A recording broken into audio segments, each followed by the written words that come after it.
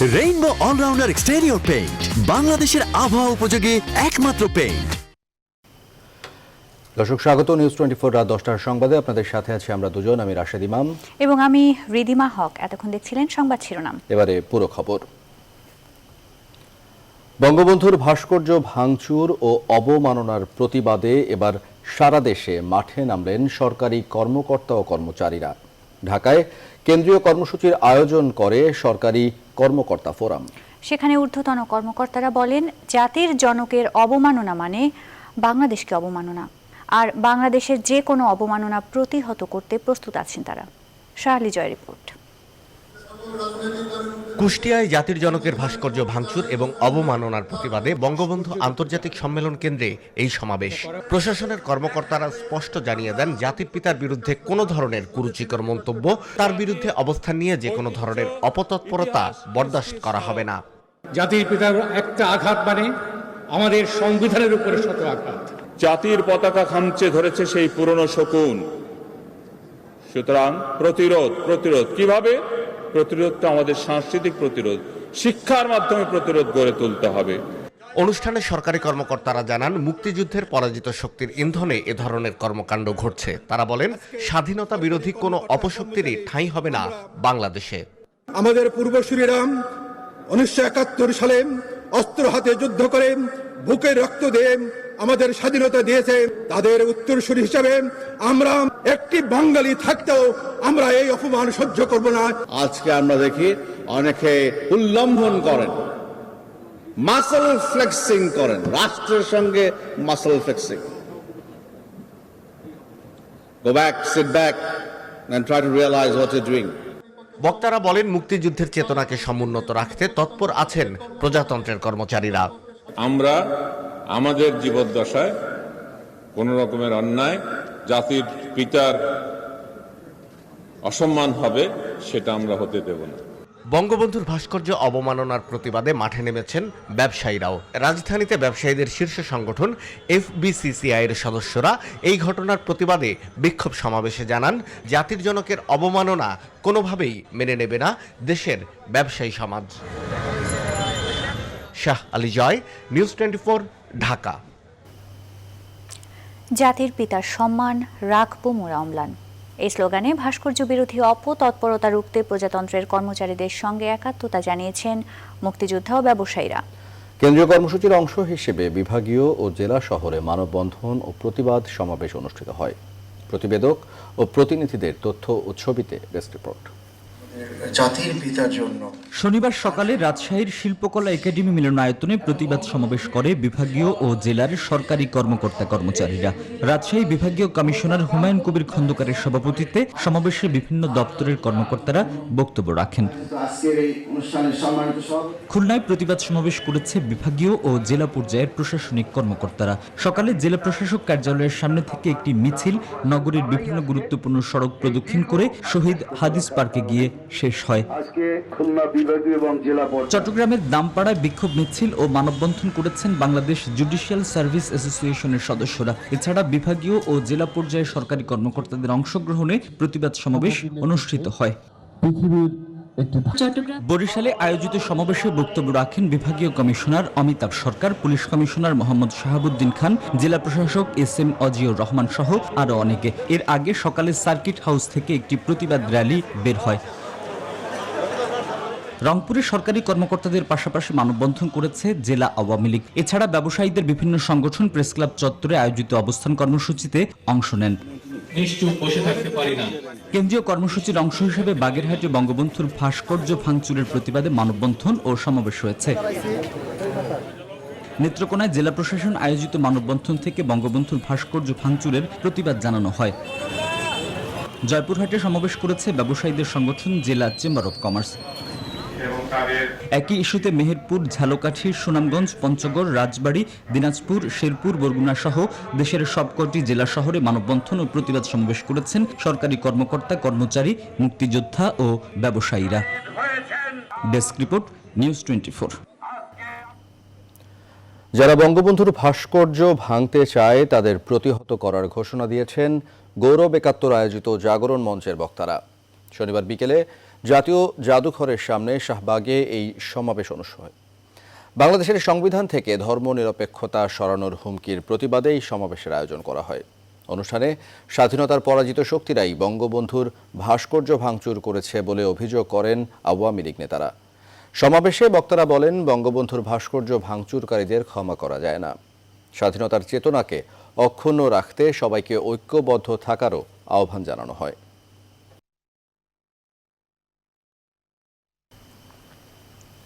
জলবায়ুর বিরূপ প্রভাবে বড় ক্ষতির শিকার বাংলাদেশ। মোকাবেলায় বর্তমান সরকার নানা পদক্ষেপ নিচ্ছে, তবে বিশ্ব এ বিষয়ে এগিয়ে নিয়ে আসলে এর ক্ষতিকর প্রভাব থেকে কেউই রেহাই পাবে না। জলবায়ু সংক্রান্ত এক আন্তর্জাতিক সম্মেলনে ভার্চুয়ালি দেয়া বক্তব্যে সব কথা বলেন প্রধানমন্ত্রী শেখ হাসিনা। বলেন, ক্ষতির কারণগুলো চিহ্নিত এবং সেগুলোর সমাধানও করতে হবে। উন্নত দেশগুলোকে জলবায়ুর ক্ষতি মোকাবেলায় সামনের সারিতে থাকার আহ্বানও জানান বাংলাদেশের সরকার প্রধান।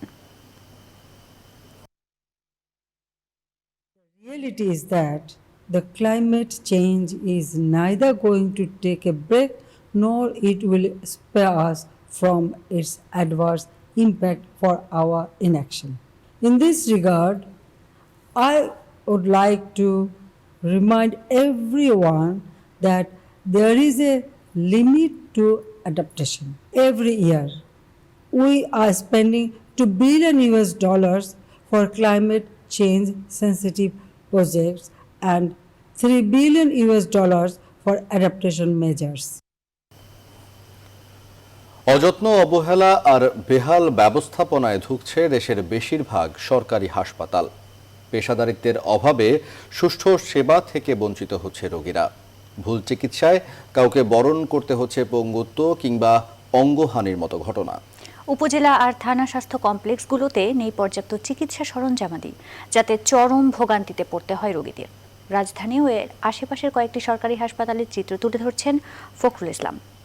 মেডিসিন বিভাগে গিয়েছিলাম, মেডিসিন বিভাগে এটা তো আমার কাজ না, এটা হলো অর্থোপেডিকের কাজ। যতবার সরকারি ডাক্তার আমি দেখাই, আমি কোনো গরিব হিসাবে চিকিৎসাটা পাইতেছি না।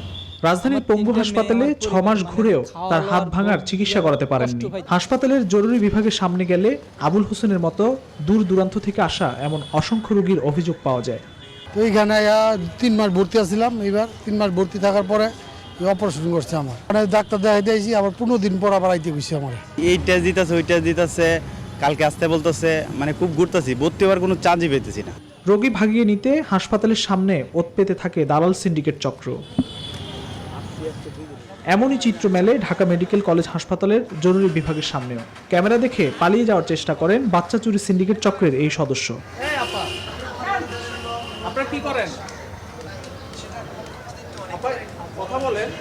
এবার রাজধানীর পাশে সাভার 50 শয্যার উপজেলা স্বাস্থ্য কমপ্লেক্স। ফিটফাট সবকিছু, জরুরি বিভাগে চলছে চিকিৎসা, তবে বন্ধ বিভিন্ন পরীক্ষাগার। শুনশান দোতলায় উঠলে নার্সদের আড়ালেই অভিযোগের কমতি নেই রোগীর স্বজনদের। আমরা আজকে এক্সরে করবো, ওনারা বলতেছে যে এখানে এক্সরে ভালো আসে না, ক্লিয়ার হয় না, আপনারা বাইরে থেকে করে নিয়ে আসেন।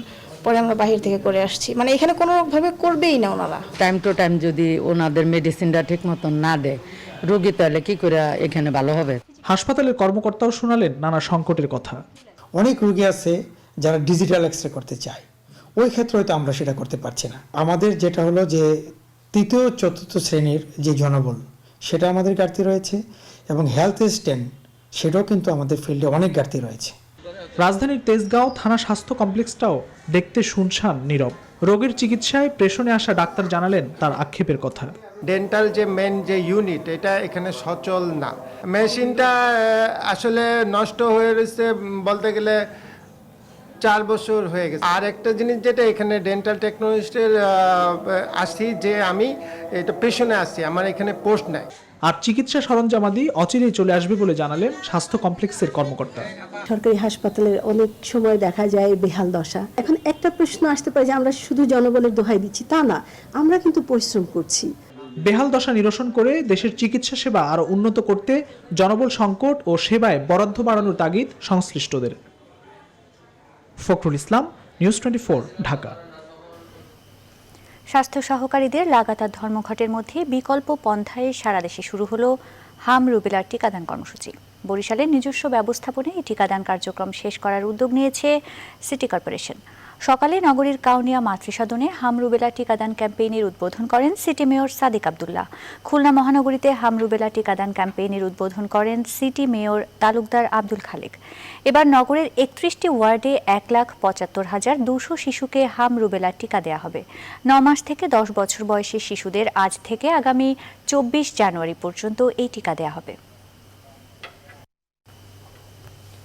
ঐক্যফ্রন্টের অংশীদাররা আর এই জোটের প্রয়োজন বোধ করছেন না বলে মন্তব্য করেছেন ঐক্যফ্রন্টের সংগঠক এবং গণস্বাস্থ্যের প্রতিষ্ঠাতা ডক্টর জাফরুল্লাহ চৌধুরী।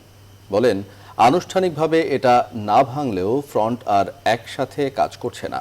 করোনার টিকার বিষয়ে ডক্টর জাফরুল্লাহ বলেন, দেশীয় উদ্যোগকে সরকারের অনেক বেশি সহযোগিতা করা উচিত, তবে সরকার সেটা না করে বিদেশ থেকে আমদানিতে বেশি উৎসাহী। নিউজ 24-এর সাথে আলাপে এসব কথা বলেন ডক্টর জাফরুল্লাহ চৌধুরী। জানাচ্ছেন মারুফা রহমান। একাদশ জাতীয় সংসদ নির্বাচনের আগে ছোট বড় রাজনৈতিক দলগুলোকে নির্দলীয় নিরপেক্ষ সরকারের অধীনে নির্বাচনের আন্দোলনের জন্য এক ছাউনির নিচে আনতে অগ্রণী ভূমিকা রেখেছিলেন গণস্বাস্থ্যের প্রতিষ্ঠাতা ডক্টর জাফরুল্লাহ চৌধুরী। তবে নির্বাচনের পরে আর তেমন কোনো কার্যক্রম দেখা যায়নি এই জোটের। এ বিষয়ে ডক্টর জাফরুল্লাহর উপলব্ধি, যারা ঐক্যফ্রন্টের প্রাণ তারাই এখন আর জোটের প্রয়োজন অনুভব করেন না। বিএনপি তারা নিজেরা একলাই চলছেন, ফর্মালি ঐক্যফ্রন্টকে ভাঙে নাই, কিন্তু সবাই আলাদা আলাদা কাজ করছেন। যারা দলে ছিলেন তারা সবাই আর এটা প্রয়োজনীয়তা বোধ করছেন বলে আমি ঠিক বলতে পারবো না। বাংলাদেশি বিজ্ঞানীদের গ্লোব বায়োটেক করোনা ভ্যাকসিন প্রসঙ্গে গণস্বাস্থ্যের প্রতিষ্ঠাতা বলেন, দেশীয় ভ্যাকসিনের বিষয়ে সরকারের গ্লোবকে আরও সহযোগিতা করা উচিত। আমদানি নির্ভর না হয়ে দেশীয় উদ্যোগকে আরও পৃষ্ঠপোষকতা দেবার আহ্বানও জানান সরকারকে। বাংলাদেশে যে ভ্যাকসিনটা নিজের আমাদের গ্লোব, আমার মতে এটা সরকারের অনেক বেশি সাপোর্ট দেওয়া উচিত ছিল, কিন্তু সরকার এটার ব্যাপারে কোনো সাহায্য সহযোগিতা করছে বলে আমি শুনি নাই। তার কারণ হলো কি, এই সরকারটা হলো ব্যবসায়ী সরকার, তারা ইম্পোর্ট করতে ভালোবাসে। তা ইম্পোর্ট করার একটা সুবিধা আছে, টাকা পয়সা বাইরে রাখা যায়। বিদেশি ভ্যাকসিন সরকারি ওষুধ কোম্পানির মাধ্যমে কিনে জনগণের টাকার সাশ্রয় করার আহ্বান জানান doctor Zafrullah Chowdhury. Vaccine Gobi বলে একটা সংস্থা আছে, ইউএন অন্যান্যই আছে। মারুফা রহমান, নিউজ 24, ঢাকা। বিএনপি জন্মলগ্ন থেকে ক্ষমতার মোহে ধারাবাহিকভাবে যে মানবতা বিরোধী অপরাধ করে আসছে, তার জন্য তাদের মানবতা বিরোধী ট্রাইব্যুনালে বিচার হওয়া উচিত বলে মন্তব্য করেছেন আওয়ামী লীগের সাধারণ সম্পাদক ওবায়দুল কাদের। শনিবার সকালে বগুড়া জেলাগুলোর আদমদীঘি উপজেলা সম্মেলনে প্রধান অতিথির বক্তব্যে এসব কথা বলেন তিনি। রাজনীতির সাথে দেশের মাটি ও মানুষের সম্পর্ক নেই। ঢাকা সহ বিভিন্ন বিশ্ববিদ্যালয় চর দখলের মতো হল দখলে রাজনীতি বিএনপি আমলেরই তথাকথিত। মির্জা ফখরুল সাহেবকে বলতে চাই, ভোটের মাধ্যমে সরকার পরিবর্তন হবে, গণতান্ত্রিক ব্যবস্থা এর কোনো বিকল্প নেই। রাজনৈতিক পরিস্থিতির উন্নয়ন চাইলে পদত্যাগ করে সরকারকে নির্বাচন দেওয়ার আহ্বান জানিয়েছেন মুক্তিযুদ্ধে অংশ নেওয়া সাবেক সেনা কর্মকর্তারা। শনিবার সাবেক সেনা কর্মকর্তা, আমলা ও রাজনৈতিক নেতাদের নিয়ে জাতীয় প্রেস ক্লাবে এই অনুষ্ঠানের আয়োজন করেন বাংলাদেশ কল্যাণ পার্টির চেয়ারম্যান অবসরপ্রাপ্ত মেজর জেনারেল সৈয়দ মোহাম্মদ ইব্রাহিম। বক্তারা বলেন, প্রকৃত মুক্তিযোদ্ধাদের সম্মান করা হচ্ছে না, বরং সমালোচনা করা হচ্ছে। এর পরিণাম সরকারে যেই থাকুক তাদের ভোগ করতে হবে। যারা মুক্তিযুদ্ধ করেনি তারাই মুক্তিযুদ্ধের চেতনার কথা বলছে। বলেন, গণ অভ্যুত্থানের মাধ্যমে সরকারের পতন ঘটিয়ে গণতন্ত্র ফেরানো হবে। বাংলাদেশের কোটি কোটি মানুষের বিবেক এখন দংশিত। এই দেশে স্বাধীনতার চেতনার ব্যবসা আছে, কিন্তু চেতনা নাই। বরঞ্চ সত্যি সত্যি যখন কেউ চেতনার কথা বলেন, তখন তার গলায় পাড়া দিয়ে কণ্ঠ রোধ করে পারে মেরেই ফেলা হয়। যে স্বপ্ন ধারণ করে আমরা মুক্তিযুদ্ধে অংশগ্রহণ করেছি, সেই স্বপ্ন বাস্তবায়নের প্রতি যদি আপনাদের বিন্দুমাত্র আগ্রহ থাকে, তাহলে অবিলম্বে পদত্যাগ করে একটি নিরপেক্ষ সরকারের অধীনে নির্বাচন দিন। আমরা নিরপেক্ষ সরকারের অধীনে নির্বাচন চাই। ডিজিটাল বাংলাদেশের সুফল জনগণের কাছে পৌঁছে দিতে অনুকরণের পরিবর্তে উদ্ভাবনের দিকে মনোযোগী হওয়ার তাগিদ দিয়েছেন রাষ্ট্রপতি মোহাম্মদ আব্দুল হামিদ। চতুর্থ ডিজিটাল বাংলাদেশ দিবস উপলক্ষে আয়োজিত অনুষ্ঠানে তথ্য প্রযুক্তির অপব্যবহার রোধ এবং প্রশিক্ষণের উপর জোর দিতে বলেন রাষ্ট্রপতি। বিস্তারিত জানাচ্ছেন আফরিন আনোয়ার। ভিডিও বার্তার মাধ্যমে শনিবার রাজধানীর বাংলাদেশ কম্পিউটার কাউন্সিল অডিটোরিয়ামে চতুর্থ ডিজিটাল বাংলাদেশ দিবসের কার্যক্রমের উদ্বোধন করেন রাষ্ট্রপতি মোহাম্মদ আব্দুল হামিদ। এ সময় রাষ্ট্রপতি তার বক্তব্যে মহামারীকালে এ দিবস পালনের গুরুত্ব তুলে ধরেন। মুজিব শতবর্ষে দাঁড়িয়ে আমাদের একই সাথে অনেকগুলো চ্যালেঞ্জ মোকাবেলা করতে হচ্ছে।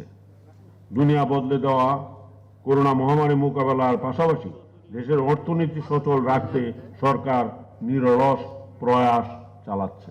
প্রযুক্তি উন্নয়নের বাহন উল্লেখ করে তিনি বলেন, বিশ্বব্যাপী উন্নয়ন ও অগ্রগতির অপার সম্ভাবনার পাশাপাশি বহুমুখী চ্যালেঞ্জের সৃষ্টি হয়েছে। ডিজিটাল বাংলাদেশের সুফল জনগণের কাছে ফলপ্রসূভাবে পৌঁছে দিতে হলে আমাদেরকে নূতন ও পরিবর্তিত প্রযুক্তির সাথে তাল মিলিয়ে এগিয়ে যেতে হবে।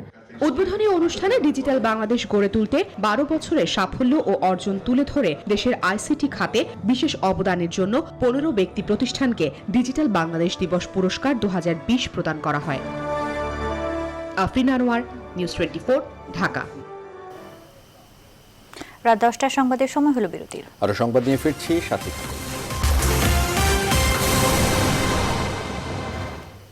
স্বাগত আরো একবার। দেশে নিউজ 24 রাত 10টার সংবাদ। কুষ্টিয়ায় বঙ্গবন্ধুর ভাস্কর্য ভাঙার দায় স্বীকার করে আদালতে জবানবন্দি দিয়েছেন 2 মাদ্রাসা শিক্ষক। শনিবার সন্ধ্যায় আলামিন ও মোহাম্মদ ইউসুফ আলী নামে ওই 2 শিক্ষক 164 ধারায় জবানবন্দি দেন। এর আগে 2 শিক্ষকের 7 দিনের রিমান্ড আবেদন করা হলে আদালত 4 দিনের রিমান্ড মঞ্জুর করেন।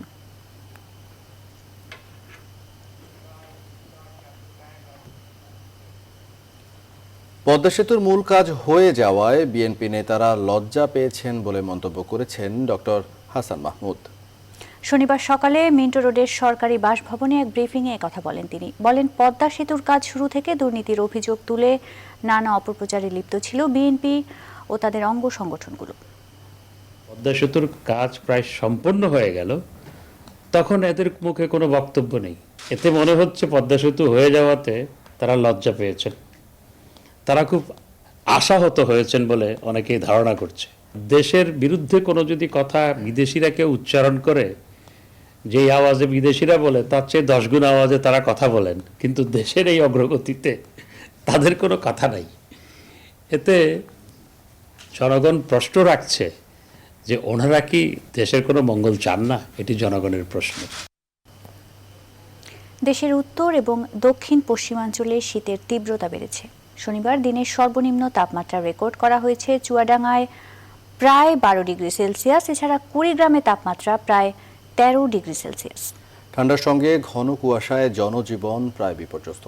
আবহাওয়া অফিস জানিয়েছে, চলতি মাসের 3য় সপ্তাহে শৈত্যপ্রবাহ আসবে। হুমায়ুন কবির সূর্য ও বাবুল আক্তার রানার তথ্য ছবিতে টেস্ট রিপোর্ট। দেখে বোঝার কোনো উপায় নেই এটি দিনের মধ্যভাগের চিত্র। কুড়িগ্রামে 3 দিন ধরে এমন কুয়াশায় সূর্যের দেখা পায়নি মানুষ। দিনেও হেডলাইট জেলে চলতে দেখা গেছে মোটরযানকে। শনিবার জেলার সর্বনিম্ন তাপমাত্রা মাপা হয় 13.3 ডিগ্রি সেলসিয়াস। এতে বিপাকে খেটে খাওয়া মানুষ। কুয়াশার মধ্যে যাত্রী হয় না, যাত্রী বেরিয়েও না, দেখাও যায় না, কামাই কমে গেছে। বুড়ে বসে খুব অসুবিধা, কষ্ট খুব। হ্যাঁ, ঠান্ডার জন্য বেড়া যায় না। হ্যাঁ, ইনকাম নাই, খাবার পায় না, বউ সোয়ানি কত কষ্ট করে। নওগাঁর চিত্রও প্রায় একই। কুয়াশায় ঢাকা থাকে দিনের সিংহভাগ সময়। সূর্যের দেখা না মেলায় জনাকীর্ণ স্থানগুলোতে মানুষের উপস্থিতি কমে গেছে। আবহাওয়া কর্মকর্তারা জানিয়েছেন, মধ্য ডিসেম্বর থেকে আরও কমতে পারে তাপমাত্রা, বইতে পারে শৈত্যপ্রবাহ। দেশের তাপমাত্রা 17-18 তারিখের দিকে কমে যেতে পারে এবং তখন দেশের শৈত্যপ্রবাহ নেমে আসতে পারে। এই শৈত্যপ্রবাহটা দেশের উত্তর পশ্চিমাঞ্চল এবং যশোর চুয়াডাঙ্গার আশা এই অঞ্চলের দিকে প্রথমে শুরু হয়, তারপর দেশের মধ্য অঞ্চল পর্যন্ত বিস্তার লাভ করতে পারে। শনিবার দেশের সর্বনিম্ন তাপমাত্রা 12.6 ডিগ্রি সেলসিয়াস রেকর্ড হয় চুয়াডাঙ্গায়। Desk report, news 24। দেশে করোনায় মৃত্যুর সংখ্যা 7,000 ছাড়ালো। 24 ঘন্টায় আরও 34 জনের মৃত্যু হয়েছে। মোট প্রাণহানি 7,020। 24 ঘন্টায় নমুনা পরীক্ষা 12,630টি, এর মধ্যে শনাক্ত 1,329 জন। এ পর্যন্ত শনাক্ত 4,89,178 জন। সুস্থ হয়ে বাড়ি ফিরেছেন 3,185 জন। মোট সুস্থ 4,17,503 জন। শনিবার স্বাস্থ্য অধিদপ্তরের প্রেস বিজ্ঞপ্তিতে সব তথ্য জানানো হয়। 24 ঘন্টায় নমুনা পরীক্ষার বিবেচনায় শনাক্তের হার 10.52%। এ পর্যন্ত মোট শনাক্তের হার 16.54%।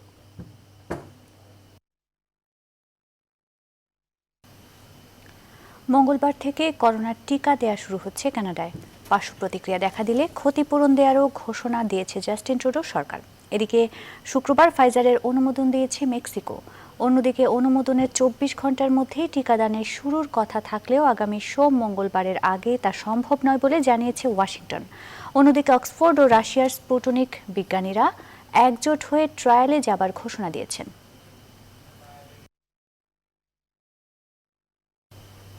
নিউজ 24 সংবাদের সময় হলো বিরতি। আরো খবর নিয়ে ফিরছি কিছুক্ষণের মধ্যে। আবারও স্বাগত। দেখছেন নিউজ 24 রাত 10টার সংবাদ। 31 ডিসেম্বর অনুষ্ঠেয় জাতীয় প্রেস ক্লাবের ব্যবস্থাপনা কমিটি নির্বাচনে মুক্তিযুদ্ধ চেতনা ফোরামের পক্ষে শনিবার সন্ধ্যায় মনোনয়ন জমা দেওয়া হয়েছে। সভাপতি পদে মনোনয়ন জমা দিয়েছেন জাতীয় প্রেস ক্লাবের বর্তমান সাধারণ সম্পাদক ফরিদা ইয়াসমিন, আর সাধারণ সম্পাদক পদে ওমর ফারুক প্রার্থী হয়েছেন। আগামী 31 ডিসেম্বর মোট 17টি পদে এই নির্বাচন অনুষ্ঠিত হবে। নির্বাচিত হলে সাংবাদিকদের সাথে নিয়ে গণমাধ্যমের উন্নয়নে কাজ করার প্রত্যয় ব্যক্ত করেন প্রেস ক্লাবের ইতিহাসে প্রথমবার সভাপতি পদপ্রার্থী ফরিদা ইয়াসমিন। প্রতিশ্রুতি দেন অন্য পদের প্রার্থীরাও। জাতীয় প্রেস ক্লাব আমাদের প্রাণের প্রতিষ্ঠান। আমরা এটাকে ঘিরে অনেক স্বপ্ন দেখি এবং আমাদের যে মূল পরিকল্পনা 31 তলা বঙ্গবন্ধু মিডিয়া কমপ্লেক্স, সেটি অতি শীঘ্রই আমরা সেই কাজ শুরু করব এবং জাতীয় প্রেস ক্লাবের সকল সদস্য যেন সমানভাবে সব ধরনের সুযোগ সুবিধা, তাদের পেশাগত দায়িত্ব পালন করতে গিয়ে যেন এখান থেকে সব ধরনের সুযোগ সুবিধা পায়, সেই চেষ্টা করব। করোনার জন্য 2021 সালে স্থগিত করা হয়েছে অমর একুশে গ্রন্থমেলা। তবে বইমেলা আয়োজন হবে ভার্চুয়ালি, এমন সিদ্ধান্ত বাংলা একাডেমি কর্তৃপক্ষের। এদিকে লেখক এবং প্রকাশকরা বলছেন, চেতনা এবং ঐতিহ্যের সাথে সম্পৃক্ত অমর একুশে গ্রন্থমেলার বিকল্প কখনোই ভার্চুয়াল বইমেলা হতে পারে না। সুকন্যা আমিরের প্রতিবেদন। বর্ণমালার গাঁথুনি আর বাক্যের সমাহারে সজ্জিত একখানি গ্রন্থ, যেখানে জমা পড়ে হাজারো অনুভূতি, আবেগ, ঐতিহ্য আর অভিজ্ঞতার সম্ভার। তাই বছর ঘুরতেই কল্পলোকের আলপনায় আঁকা প্রচ্ছদে মোড়ানো নতুন বইয়ের ঘ্রাণের জন্য মুখিয়ে থাকেন পাঠক, লেখক এবং প্রকাশকরা। তবে এ আশাই এখন গুড়ে বালি, কারণ করোনার জন্য 2021 সালে স্থগিত করা হয়েছে অমর একুশে গ্রন্থমেলা। তার বদলে ভার্চুয়ালি হবে বইমেলার আয়োজন, এমনটাই সিদ্ধান্ত বাংলা একাডেমির কর্তৃপক্ষের। কার্যনির্বাহী পর্ষদ বাংলা একাডেমি থেকে সিদ্ধান্ত নিয়েছি, আগামী বছর 2021 সালে যে অমর একুশে বইমেলা অনুষ্ঠিত হবে তাই স্থগিত করা হোক। করোনা পরিস্থিতির উন্নতি হলে আমরা নতুন করে বইমেলার তারিখ ঘোষণা করব। এমন সিদ্ধান্তকে একেবারেই অযৌক্তিক বলছেন লেখকরা। ভার্চুয়াল বইমেলা করার জন্য সরকারি সিদ্ধান্তের ব্যাপার তো নয়, কারণ কোনো প্রতিষ্ঠান যদি চায় ওয়েবসাইট বানিয়ে নিজের মতন করে অনলাইনে সে বই বিক্রি করতেই পারে। 15 ফেব্রুয়ারি থেকে 7ই মার্চ পর্যন্ত ফিজিক্যাল বইমেলা করা উচিত। ভার্চুয়াল বইমেলা কখনোই অমর একুশে গ্রন্থমেলার বিকল্প হতে পারে না, বলছেন প্রকাশকরা। আমরা যেসব বই বের করি, প্রকাশ করি, সেই বইগুলি সাধারণত মেলা জানুয়ারি মাসে বের করা হয়। এই বইগুলি নিয়ে কিভাবে এই মেলা করা যাবে ভার্চুয়াল, সেটা আমরা যেহেতু স্পষ্ট না। যখন বাংলা একাডেমি এই ঘোষণাটি দিচ্ছে বইমেলা হবে না, তার আগে কিন্তু বইমেলা পরিচালনা কমিটির কোনো মিটিং ডাকা হয়নি। চলতি বছরেই বিশ্বব্যাপী ছড়িয়ে পড়ে করোনা ভাইরাসের আতঙ্ক। তার মধ্যেই ফেব্রুয়ারি মাসে অনুষ্ঠিত হয় অমর একুশে গ্রন্থমেলা। সুকন্যা আমির, নিউজ 24, ঢাকা। এবারে ফার্স্ট সিকিউরিটি ইসলামী ব্যাংক অর্থ বাণিজ্যের সংবাদ। মুন্সিগঞ্জের টঙ্গীবাড়িতে যমুনা ব্যাংকের বালিগাঁও শাখা নতুন ঠিকানা বালিগাঁও গার্ডেন সিটি বালিগাঁও বাজারে স্থানান্তর করা হয়েছে। অনুষ্ঠানে প্রধান অতিথি হিসেবে উপস্থিত ছিলেন যমুনা ব্যাংক ফাউন্ডেশনের চেয়ারম্যান নূর মোহাম্মদ। সভাপতিত্ব করেন ব্যাংকের ব্যবস্থাপনা পরিচালক ও সিইও মির্জা ইলিয়াস উদ্দিন আহমেদ। আর উপস্থিত ছিলেন ব্যাংকের প্রধান কার্যালয়ের ঊর্ধ্বতন কর্মকর্তারা। শাখা স্থানান্তরের উদ্বোধন শেষে শীতার্ত মানুষের মাঝে কম্বল বিতরণ করা হয়। সংবাদের সময় হলো আরও একটি বিরতি, সাথেই থাকুন। বিরতির পর স্বাগত আরও একবার। দেখছেন রাত 10টার সংবাদ। এবারে খেলার খবর। বঙ্গবন্ধু টি-20 কাপে দিনের প্রথম ম্যাচে চট্টগ্রামের কাছে হেরে লিগ পর্ব থেকেই বিদায় ঘণ্টা বেজেছে রাজশাহীর। চট্টগ্রামের করা 175 রানের জবাবে রাজশাহীর ইনিংস থামে 139 রানে। এদিকে দিনের দ্বিতীয় ম্যাচে হাড্ডাহাড্ডি লড়াইয়ে ঢাকাকে 2 রানে হারিয়ে শেষ দল হিসেবে প্লে অফ নিশ্চিত করেছে বরিশাল। রিপোর্টে বিস্তারিত। প্রথম ম্যাচে টস হেরে ব্যাট করতে নেমে শুরুটা দুর্দান্ত করে চট্টগ্রাম। দুই ওপেনার লিটন ও সৌম্যের ব্যাটের সামনে অনেকটাই কোণঠাসা হয়ে পড়ে রাজশাহীর বোলাররা। তারা দুজনে মিলে গড়েন 122 রানের জুটি। সৌম্য এবং লিটনের জোড়া হাফ সেঞ্চুরি দলকে এনে দেয় 118 রান। এরপর মিঠুন মোসাদ্দেকরা দ্রুত ফিরলে শেষ পর্যন্ত শামসুর রহমানের 18 বলে 30 রানে ভর করে নির্ধারিত ওভারে 175 রানের বড় পুঁজি পায় চট্টগ্রাম। জবাবে ব্যাট করতে নেমে নিয়মিত বিরতিতে উইকেট হারাতে থাকে রাজশাহী। নুরুল হাসান সোহান 28 ও মেহেদী হাসান 26 করলেও শেষ রক্ষা হয়নি রাজশাহীর। মুস্তাফিজ শরীফুলদের নিয়ন্ত্রিত বোলিংয়ে নির্ধারিত ওভারে তাদের ইনিংস থামে 139 রানে। ফলে 36 রানের জয় নিয়ে মাঠ ছাড়ে চট্টগ্রাম। এদিকে দিনের অপর ম্যাচে বেক্সিমকো ঢাকাকে 2 রানে হারিয়ে প্লে অফ নিশ্চিত করেছে ফরচুন বরিশাল। যদিও প্লে অফে বরিশাল আবারও মুখোমুখি হচ্ছে ঢাকার। টস জিতে বরিশালকে ব্যাটিংয়ে পাঠান ঢাকার অধিনায়ক মুশফিক। সাইফের ব্যাট থামে 50 রানে। আফিফের 50 আর হৃদয়ের 51 রান বরিশালকে 200-র কাছাকাছি স্কোর এনে দেয়। জবাবে ব্যাট করতে নেমে 8 ওভার পর্যন্ত যেন একাই খেলে যান শেখ নাইম।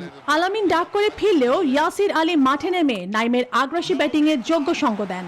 28 বলে 41 রান করেন ইয়াসির, আর 64 বলে 105 রানের বিধ্বংসী ব্যাটিংও যেন শেষ রক্ষা করতে পারেনি ঢাকাকে।